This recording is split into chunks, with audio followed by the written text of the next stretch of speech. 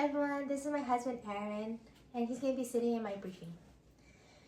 The title of my briefing is Hungry or Triggered, Being Aware of Fast Food Habits. Have you ever been scrolling on TikTok or social media just relaxing and all of a sudden a mukbang video pops up? Someone eating a huge pile of wings, burgers, or pizzas. You weren't even hungry a second ago, but now you're thinking that actually sounds kind of good. I should get DoorDash or hit up a drive-thru. That's what I mean by hungry or triggered. Today I'm talking about fast food triggers, the thoughts, the emotions, and the situation that pushes us towards fast food even when we're not hungry. Things like stress, exhaustion, procrastination, feeling overstimulated. Most of us say we want to be healthier. I know I do. But fast food still sneaks into our week, and it's not always because we don't care.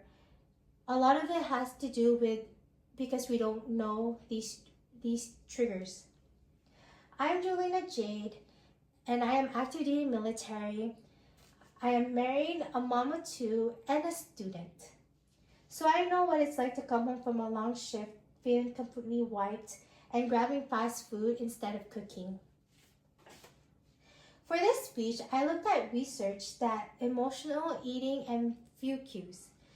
A 2023 review in the journal Nutrients by the Canales and colleagues found that people who eat based on emotion like stress and anxiety tend to overeat and more likely to struggle with weight and unhealthy eating patterns. My goal is to persuade you to notice your own triggers and to use few simple strategies to make more intentional choices. I'll focus three main things. One, what goes on inside us, the internal triggers, and two, what goes around us, the external triggers, and three, what we could do about it. In my first point, I'm going to talk about what happens inside us. One big internal trigger is stress and emotions. When we feel stress, anxiety, and overwhelmed or lonely, it's easy to reach for a comfort food. That review in the Nutrients food that emotion eating is eating because of feeling, not hunger. It is likely linked with stress, anxiety, overeating, and is a high risk of overweight and obesity. Being tired and busy after a long shift, our brain doesn't want us to cook. We only have a few minutes between school and work, and fast food feels like the realistic choice. We also deal with procrastination, putting off meals, planning and grocery shopping, or taking something out of the freezer.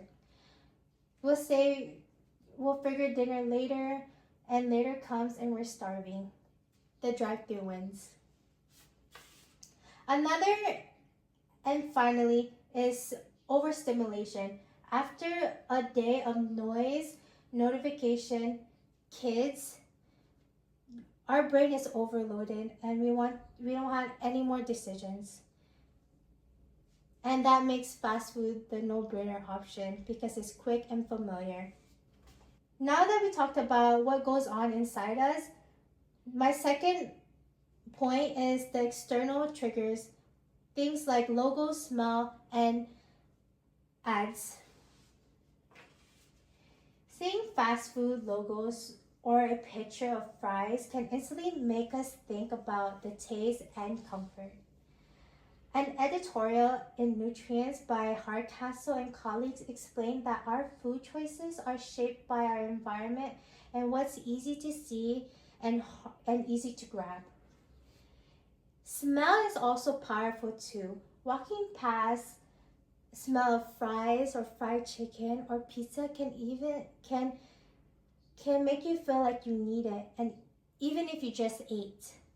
Our brain is wired to notice high energy food, which is senses made for survival, but now it pulls us towards fast food more often. Then there's advertising.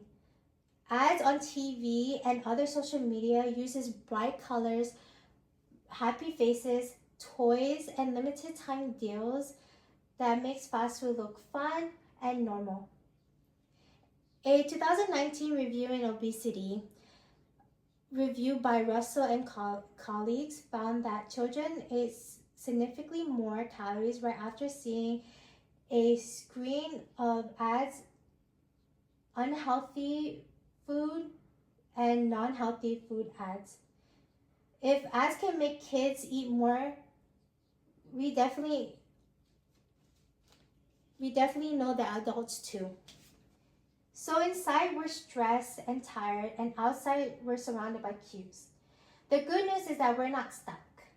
There are simple strategies and things that we can do. The first strategy is to practice self-awareness for a few seconds before you eat or order. You ask yourself, am I hungry, or is this stress, tired, or bored, or being overwhelmed? That tiny check-ins is self-awareness. Emotional eating research shows that a lot of overeating happens when people use food to cope with stress, not because their body is really in need of fuel. Second strategy is to make home the easier option.